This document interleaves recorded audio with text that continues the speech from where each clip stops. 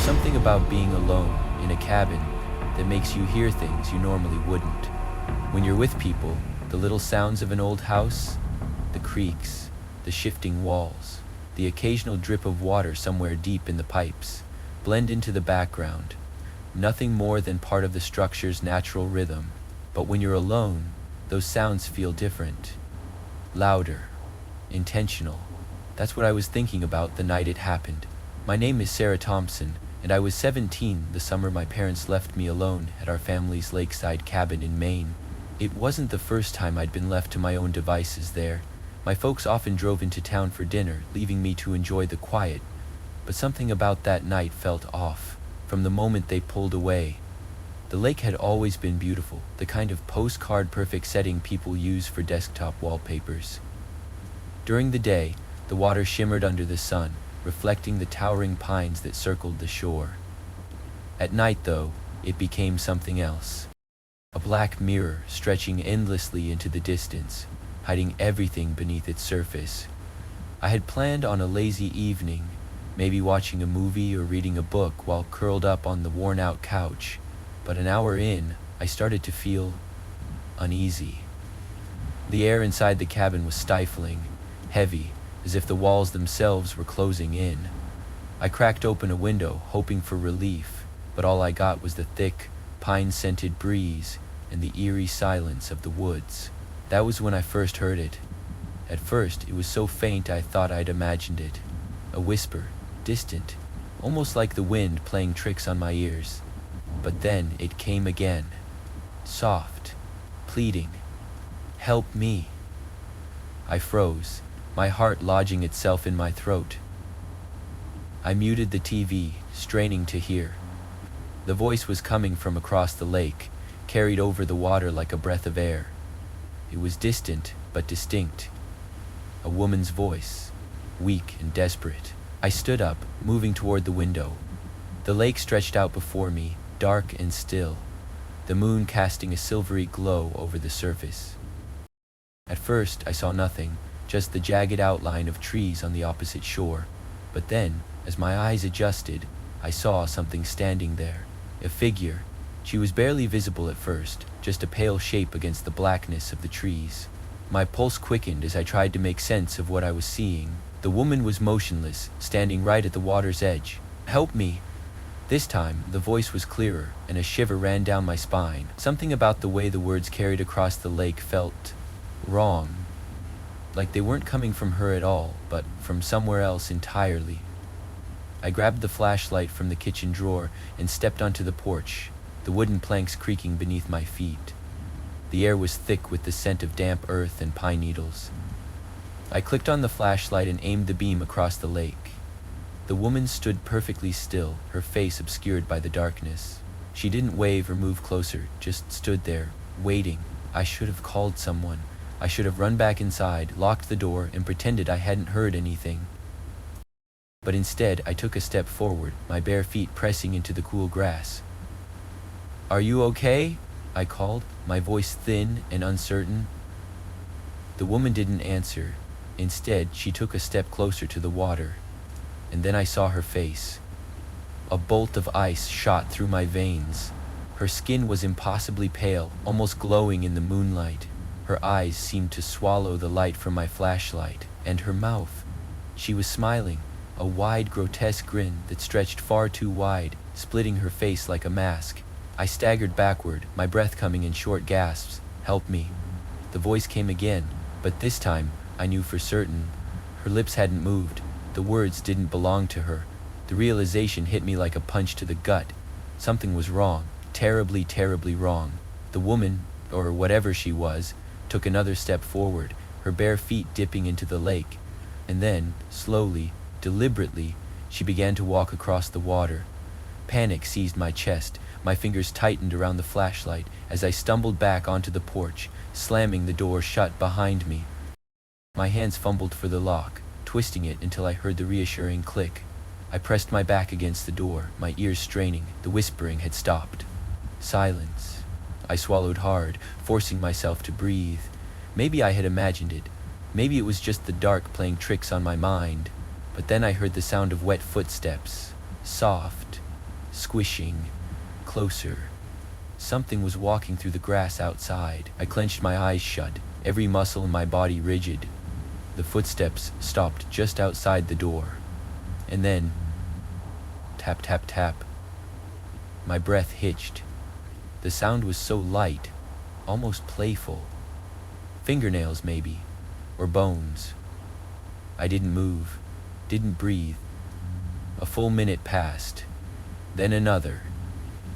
And then, as suddenly as it had started, the tapping stopped. I don't remember falling asleep, but I must have. When I woke up, the first thing I noticed was the light streaming through the window, filtering through the tall pines. Birds chirped in the distance, the world alive again. For a brief, blissful moment, I almost convinced myself it had all been a dream. And then I saw the footprints. They led from the water's edge, across the yard, and stopped right at my front door. They were still wet.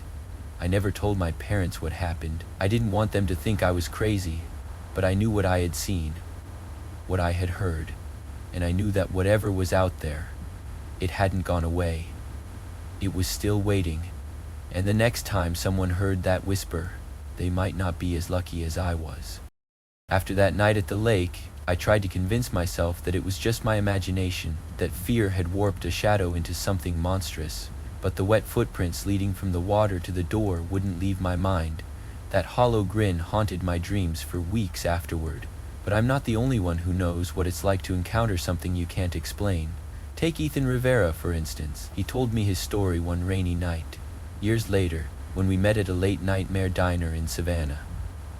His hands trembled as he stirred his coffee, his eyes flitting toward the window every few seconds like he expected something, or someone, to be watching. Ethan said it started during a thunderstorm in a creaky old Victorian house that had been in his family for generations. He was 19 at the time, alone in the house while his parents attended a wedding. The storm had rolled in fast, with rain lashing against the windows and thunder rumbling across the sky. He thought it would be just another quiet night. He was wrong. The storm rattled the windows like a persistent intruder, each gust of wind sending the old glass panes quivering in their frames. I remember sitting on the couch, the dim glow of the lamp casting long shadows across the hardwood floor. The grandfather clock in the hallway ticked steadily, anchoring me to some sense of normalcy as the storm howled outside. I'd grown up in that house, known every creak and groan since I was a kid. My parents called it the Rivera family mansion, but it wasn't as glamorous as it sounded. 3 floors of dark wood, antique furniture, and an attic and basement that seemed designed for nightmares. The kind of house that looks like it should have a ghost story attached to it. That night, the ghost found me. The first noise came around 10:30, a faint, rhythmic scraping. At first I thought it was a tree branch against a window. I turned down the TV, listening harder. Scrape, scrape, scrape. The sound came from beneath me, the basement. I told myself it was probably nothing. Maybe the old furnace acting up, or a raccoon that had found its way in. But the sound didn't stop. It was steady, deliberate, like something being dragged across the concrete floor. I grabbed the flashlight from the kitchen drawer and made my way to the basement door. The knob was cold and smooth beneath my fingers. The door groaned open, revealing the steep wooden staircase that led down into darkness. I flipped the light switch. Nothing. The basement bulb was dead. That was my first real warning. I should have turned back, but the scraping sound continued, and curiosity, stupid, stubborn curiosity, dragged me down the steps. The air grew colder with each step, heavy with that earthy metallic smell of damp concrete. My flashlight's beam jittered across the walls as I reached the bottom. The silence pressed in around me like a weighted blanket. I swept the flashlight across the room. The basement was cluttered with old furniture, forgotten holiday decorations, and dusty trunks. Nothing looked out of place. I moved toward the far wall, where the noise had seemed the loudest. That's when I saw the rug, an old moth-eaten Persian rug, lying flat in the center of the floor.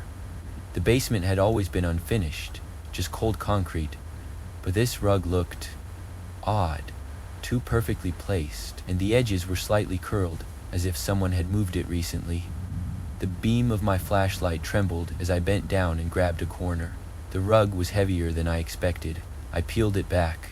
Beneath it was a square metal hatch, a cellar door I'd never seen before, rusted shut with deep scratch marks along the edges. The scratches were long and jagged, as though someone, or something, had tried to claw its way out. I felt the first real stab of fear then. My mind raced with explanations. Maybe it was an old storm cellar we'd never noticed. Maybe the scratches came from some trapped animal. But deep down, I knew that wasn't right. And then the hatch moved, just a slight tremor, a faint vibration against the concrete floor. But I saw it, felt it. I staggered backward, nearly dropping the flashlight. The hatch rattled again, once, twice, then fell still. I forced myself to breathe, trying to calm the panic clawing at my throat. My hand itched to pull the rug back over the hatch, cover the evidence, pretend I hadn't seen it. But I had, and curiosity hadn't let me turn back yet. I knelt down and pressed my ear against the cold metal.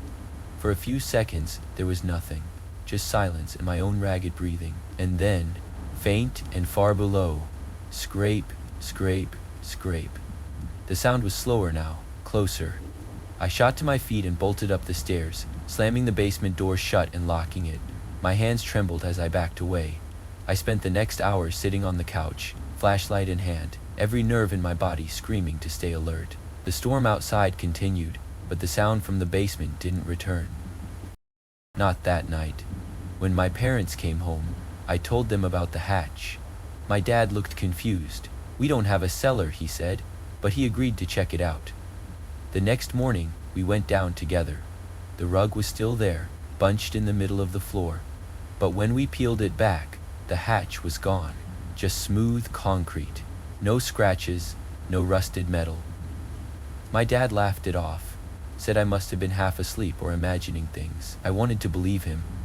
God, I wanted to believe him. But 2 weeks later, during another stormy night, I heard the sound again. Scrape, scrape, scrape. This time, it came from the hallway outside my bedroom. Ethan stopped talking then, his eyes fixed on the window beside us. I followed his gaze, my stomach turning to ice. Outside, barely visible in the glass's reflection, stood a shadowy figure, watching us. The figure didn't move, didn't breathe. Just stood there with its head tilted slightly, as if listening to our conversation. Ethan's hand found mine across the table. His grip was ice cold.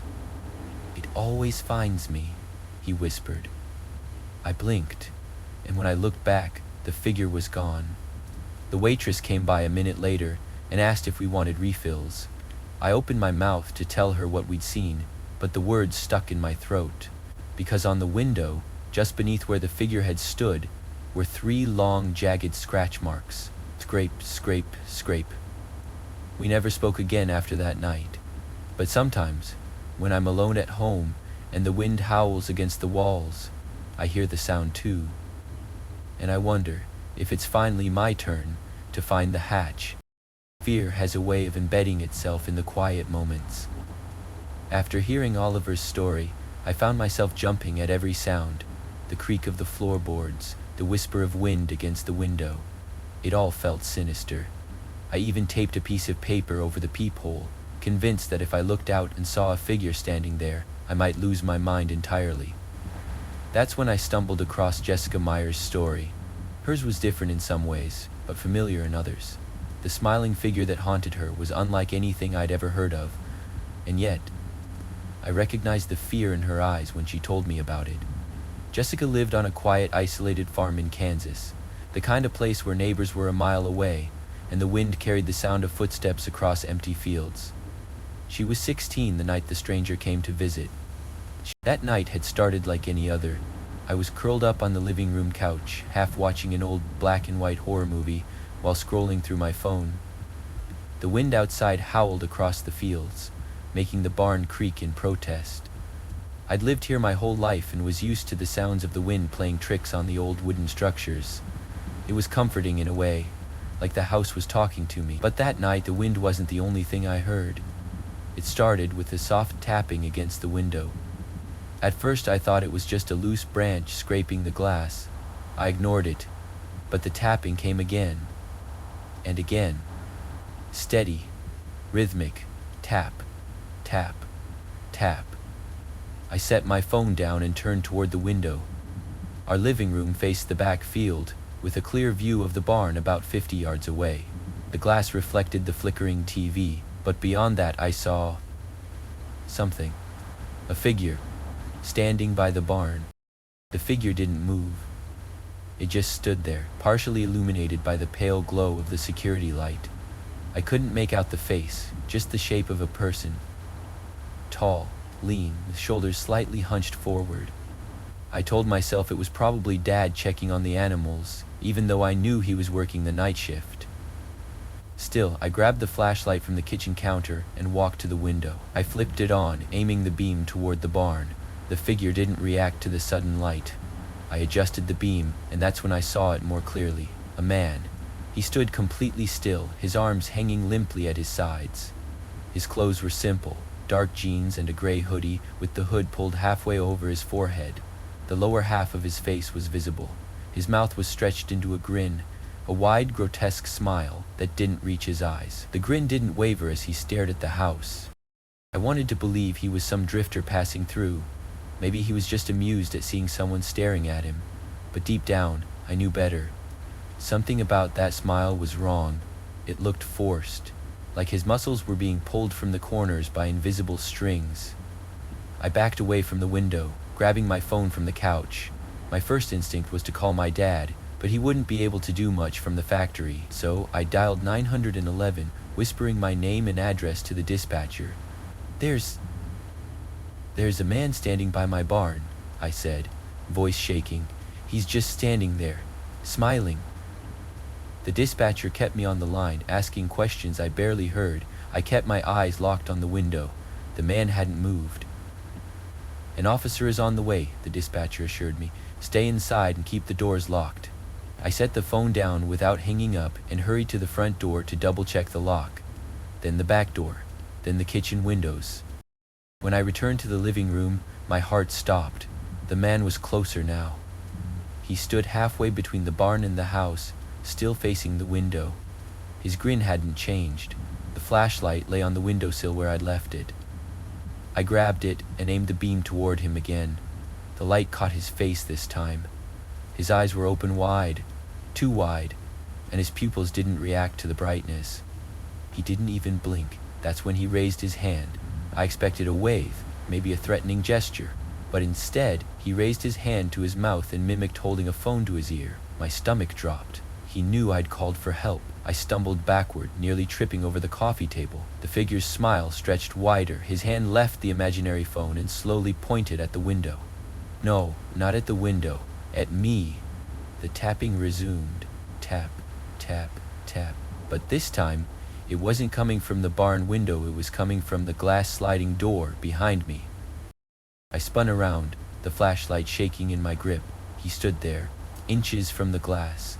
That impossible grin stretched across his pale face. His breath fogged the glass with each exhale, forming half-moon shapes around his open mouth. The tapping came from his knuckles, rapping softly against the door, as though he were knocking on a friend's house. "Go away!" I screamed, fumbling with the lock. The man cocked his head to the side, curious. Then he mouthed two words. "Come outside." I felt my knees go weak. The lock stuck, refusing to budge. My fingers were slick with sweat as I yanked at it. Behind the man, blue and red lights flashed across the field as a patrol car roared up the driveway. The man's grin faltered for the first time. His eyes snapped toward the lights, then back at me. He placed one hand flat against the glass and dragged it downward, leaving behind 4 smeared trails. Then he turned and sprinted toward the barn. The officer burst through the front door a minute later. I sobbed out the story, pointing toward the barn. He called for backup and ran outside with his flashlight and weapon drawn. They never found him. The only evidence was the foggy handprint smeared on the glass. The officer tried to reassure me that it was probably a trespasser passing through, but I could see the worry behind his calm expression. The next morning, I went out to the barn with my dad to look for footprints. There were dozens, all circling the house. The tracks stopped directly beneath my bedroom window. Weeks passed. My parents installed cameras and new locks. I pretended to move on. But late one night, I woke up with a strange sensation, like someone was watching me. The moonlight cast faint patterns across my bedroom floor, and for a moment, I thought everything was normal. Then I noticed the mirror across the room. The surface was fogged over, like someone had breathed on it, and through the mist I saw the words scrawled into the glass. "Nice try, Jessica. See you soon." I met Jessica in person a year later. She told me she never slept with her curtains open anymore. I asked her if she thought the man would come back. She gave me a hollow smile and said, "He never left. Sometimes, when I walk past a mirror, I still see his reflection behind me, just for a second, but he's always smiling." She looked over my shoulder then, her expression shifting to one of pure terror. I whipped my head around. The window beside us was empty, but when I turned back to Jessica, she was gone, and written in the condensation on the table between us was the same message from her mirror: "See you soon." Fear has a way of making itself at home, especially when you think you've left it behind. After hearing Jessica's story, I couldn't shake the image of that man's grin from my mind. That grotesque, stretched smile haunted me in reflections, in shadows cast by streetlights, even in the smudged glass of my bathroom mirror. I knew it was just my imagination. At least I told myself that. But fear doesn't just disappear. It finds new ways to reach you, and sometimes it arrives through someone else's story. That's how I met Mia Carter. Mia had grown up in Salem, Massachusetts, one of those towns where history and folklore blur together. Witch trials, haunted houses, and tourists looking for cheap thrills. But Mia's story wasn't some tourist attraction. Her terror was real, and when she told me what happened with the doll in her attic, I felt that familiar cold dread creep up my spine. It started the summer I turned 13. My family had just moved into an old house on the outskirts of Salem. The kind of house that always looked like Halloween was just around the corner. Dark shutters, creaky porch steps, and a wrought iron fence that leaned like it was tired of standing after more than a century. The attic was mine. My parents thought it was cool, a lofted space with slanted ceilings and a big, circular window overlooking the front yard. I thought so too at first, until the doll showed up. The attic had been empty when we moved in, except for an antique wooden chest against the far wall. It was locked, the metal latch rusted and unyielding. I didn't pay much attention to it until the second night, when I heard the footsteps. At first I thought it was just the house settling. The floorboards creaked softly around midnight, like someone walking barefoot across the room. I sat up, heart racing, but saw nothing, just the moonlight spilling through the window. The next morning, the chest was open. Inside lay a porcelain doll. It was old, cracked in places with faded paint on its cheeks and lips. The eyes were glassy and pale blue, framed by long, dark lashes. The doll wore a frilly Victorian dress, stained and yellowed with age. Its mouth was painted into a faint smile. I didn't like it.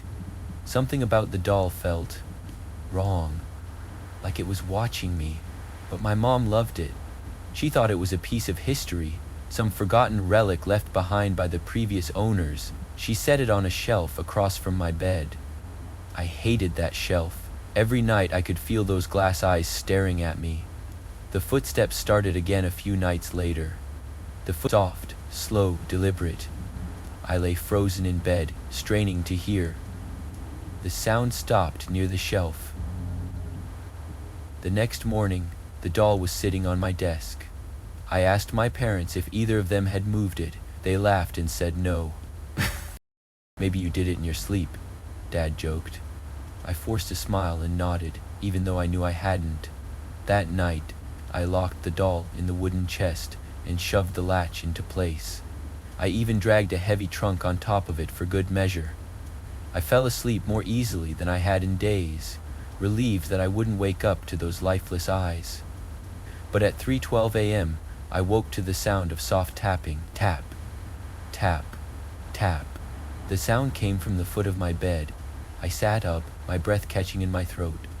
The doll sat there, legs dangling over the edge of my mattress, its head tilted slightly to one side, lips frozen in that faint, mocking smile.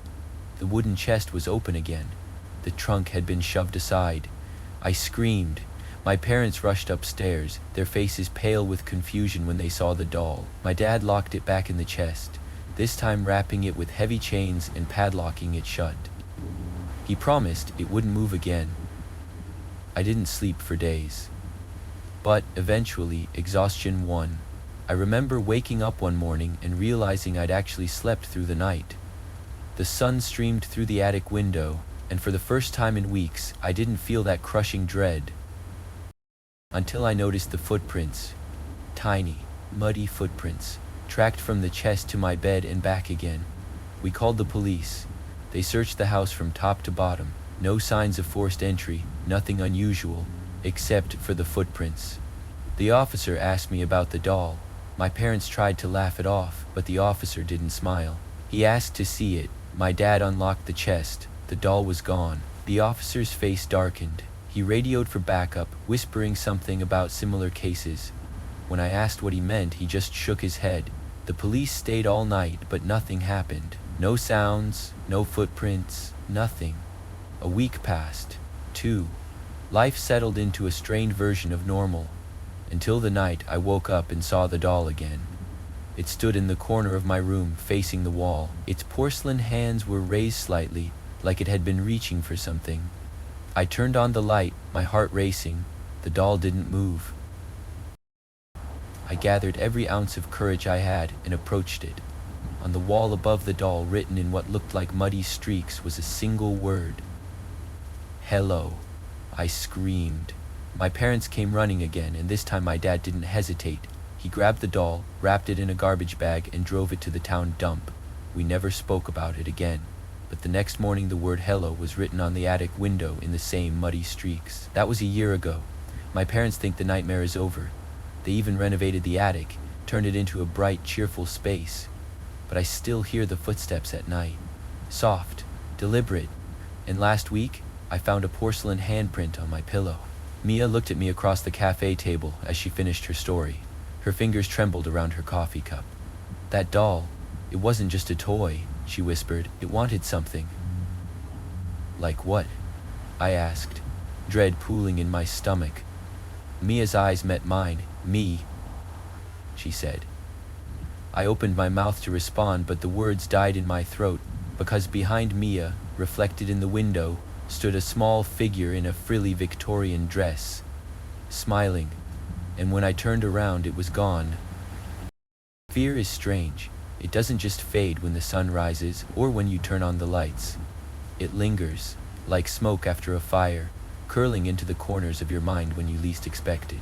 After Mia's story about the doll in her attic, I couldn't shake the feeling that something was watching me. I started avoiding mirrors.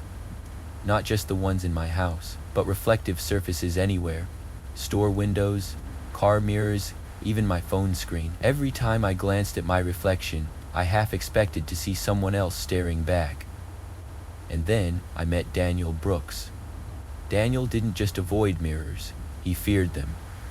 His story was the last piece of the puzzle, the one that convinced me that some things are better left unseen. It started with the bathroom mirror. I was 21, living alone in a high-rise apartment in downtown Chicago. The building was one of those sleek, modern towers with floor-to-ceiling windows and polished chrome fixtures. Everything gleamed, reflected, bounced light off every surface. I never paid much attention to the mirrors before.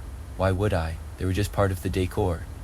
Shiny rectangles that served no purpose beyond checking my hair on the way out the door. But that changed one morning when I caught my reflection smiling. I was brushing my teeth, running late for work, when I looked up and froze. My reflection wasn't mimicking me. I stood there, toothbrush dangling from my lips, mouth slack with surprise. But the man in the mirror, he was smiling, a wide, knowing grin.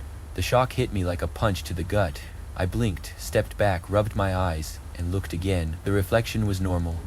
My rational brain kicked in. Stress, lack of sleep, a trick of the light. I convinced myself it was nothing and went to work. But all day, I couldn't shake the image of that twisted smile. That night, I covered the bathroom mirror with a towel. The next incident happened 3 days later. I was in the elevator, riding down to the lobby. The elevator walls were polished steel, and my reflection was everywhere. I tried to avoid looking, but my eyes flicked toward the metal surface out of habit. There I was, disheveled, tired, but something was off. My reflection's head was tilted slightly to the left. My head wasn't tilted. I straightened my posture, but the reflection didn't. It just stood there, head cocked at an unnatural angle, eyes locked on mine. And then it winked. I slammed the emergency stop button and stumbled out as soon as the doors cracked open. My heart was racing, my breath shallow. I stood in the hallway, trembling. "Get a grip," I muttered to myself. "It's just your imagination." I wanted to believe that, but how do you rationalize something so blatantly impossible? That night, I avoided reflective surfaces altogether. I covered the mirrors in my apartment with sheets, draped a blanket over the TV, and even flipped my phone screen down. Around midnight, I woke to a faint whispering sound. It came from the bathroom. The door was ajar and faint moonlight seeped through the crack. The towel I'd draped over the mirror was gone. I crept toward the bathroom, each step measured and slow. The whispering grew louder. It wasn't random noise. It was words, faint and raspy. "Daniel, come here, come closer." I should have run. I should have turned around and fled. But fear has a strange gravity, pulling you toward the very thing you want to avoid. I pushed the door open. The mirror was uncovered, but it didn't reflect the bathroom behind me. It showed my bedroom instead. The reflection was sharp and clear. My bed, my nightstand, the window, and standing beside the bed was me. The mirrored version of me stood still, staring directly into the mirror with that same twisted smile. I stepped back, heart slamming against my ribs. My reflection didn't move. It stayed by the bed, and then, without breaking eye contact, it lifted a hand and pointed to the nightstand. There was a folded piece of paper there in the reflection. I turned and sprinted to my room. My actual nightstand was empty, no paper, but when I looked back toward the bathroom, my reflection was gone. The whispering stopped. I didn't sleep that night. The next morning, I called a locksmith and had all the windows replaced with non-reflective glass. I even asked if they could remove the bathroom mirror, but the landlord refused. "Structural design," they said. I took matters into my own hands. I smashed the mirror with a hammer. Shards of glass scattered across the floor like broken ice. For the first time in days, I felt a flicker of relief, until I noticed the largest shard. It lay by my feet, reflecting my bedroom again, and there I was, standing in the reflection, smiling that unnatural grin. But this time I wasn't alone. A woman stood behind me. Her skin was gray, her eyes hollow, her mouth stretched wide like a cracked porcelain mask. Her hands rested on my shoulders in the reflection. I spun around. The room was empty, but the glass shard still showed her there, standing behind me, and she was leaning closer. I grabbed a towel, wrapped the shard, and threw it in the dumpster outside. The following night, I woke to the sensation of cold fingers brushing my neck. I bolted upright, gasping. My phone screen lit up on the nightstand. My phone screen lit up on the nightstand. There was a notification. A new photo had been taken. I opened it. The picture showed me lying in bed, eyes closed. Standing beside me was the woman from the mirror, her face inches from mine. The timestamp read 3:12 a.m. I didn't bother packing. I grabbed my keys and wallet, left the apartment, and drove straight to a hotel across town. I didn't care about the cost. I just needed to get away. The hotel room had only one mirror above the sink. I draped a towel over it and lay down on the bed, exhausted. But sleep didn't come. At 3:12 a.m., my phone buzzed. Another picture. This one showed the hotel room. I was sitting on the bed, clutching my phone. Exactly as I was at that moment. But the reflection of the mirror behind me was uncovered.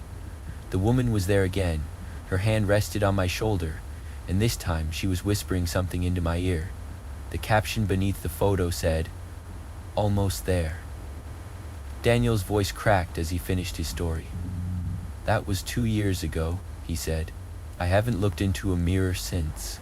I tried to find some comforting words, but fear had lodged itself in my throat. "Have you seen her since?" I asked. Daniel shook his head. "Not directly, but sometimes, when I pass a reflective surface, I see movement just out of the corner of my eye." He paused. And sometimes, I hear my own voice, whispering things I don't remember saying. He exhaled shakily and looked around the cafe. That's why I asked to sit at the booth without the window. She likes glass. We sat there in silence for a while. Then Daniel's phone buzzed. His face paled. "It's from my front door camera," he whispered. He turned the screen toward me. The image showed his apartment hallway. A figure stood just outside his door, facing the camera. It was Daniel. Same clothes, same posture, same twisted smile. The timestamp read 3:12 a.m. Daniel's hand trembled as he set the phone down. The screen went black for a second, then lit up with a new notification. A text message. It was from his own number. "Let me in." That was the last time I saw Daniel. I tried calling him the next day, but his phone was disconnected. His apartment was empty when I went to check, cleared out like no one had ever lived there. But last night, my phone buzzed at 3:12 a.m. A photo appeared. It showed me, sitting at my desk, staring at my laptop, exactly as I am right now, and behind me, in the reflection of the window, stands Daniel. He's smiling. And he's not alone. The woman is there too, and she's pointing at me. Fear is one of the oldest and most powerful emotions we know. It keeps us cautious, alert, and sometimes it saves our lives. But fear also has a way of sneaking into the cracks of our minds, taking root in the shadows of the unknown. The 6 stories you've just heard are more than just tales of terror. They are reminders of how easily the familiar can turn into the unfamiliar, how the mundane can become the monstrous, and how sometimes the things we fear the most aren't just figments of our imagination. What can we learn from these encounters with the unknown? 1. Trust your instincts. When Sarah heard the voice from the lake, her instincts told her something wasn't right. Curiosity almost lured her into danger, but that gut feeling ultimately saved her. If something feels wrong, whether it's a voice calling from the woods or a stranger standing by your window, trust that feeling. Our instincts are often sharper than we give them credit for. 2. The unknown isn't always harmless. Ethan's discovery of the basement hatch shows us that some mysteries are better left unsolved. Curiosity may open doors to the unknown, but not every door should be opened. If you encounter something that defies logic, like noises from a locked basement or a hidden hatch, your safety should always come before your curiosity. 3. Always lock your doors. And your mind. And your mind. Oliver's story of the break-in teaches a sobering lesson. Physical locks can only do so much if someone, or something, really wants to get inside. But fear isn't just about physical safety, it's also about protecting your mind from paranoia. Stay vigilant, but don't let fear consume you. 4. Don't dismiss the unseen. Jessica saw the grinning man by the barn and tried to rationalize it. It wasn't until he tapped on her bedroom window that she realized some threats don't follow the rules we expect. In a world where we rely on logic and reason, the unexplained often gets dismissed, but sometimes, acknowledging the unknown can help us prepare for what comes next. 5. Innocence can hide darkness. Mia's doll reminds us that not all childhood relics are innocent. Objects, like memories, can carry energy. If something feels inherently wrong, whether it's a doll in the attic or a shadow that lingers too long, take action. Protect your space, your family, and your peace of mind. 6. Reflections. Don't always reflect reality. Daniel's mirror ordeal shows us that what we see isn't always what exists. Mirrors are gateways between reality and perception. If you ever feel like your reflection isn't quite right, don't dismiss it immediately. Sometimes, what watches from the glass isn't just your own reflection. Thank you for joining me on this journey through shadows and whispers. These stories aren't just entertainment. They're reminders that the world isn't as predictable as we like to believe. Darkness doesn't always come from outside. Sometimes it starts from within, in the corners of our own minds. If these tales made you think twice before checking your locks or glancing into a mirror, then we've done our job. Don't forget to like, share, and subscribe to Enigma of the Unknown for more spine-chilling tales. And remember, The scariest things aren't always the ones you can see. Stay safe, stay aware, and never, ever ignore the whisper from the shadows.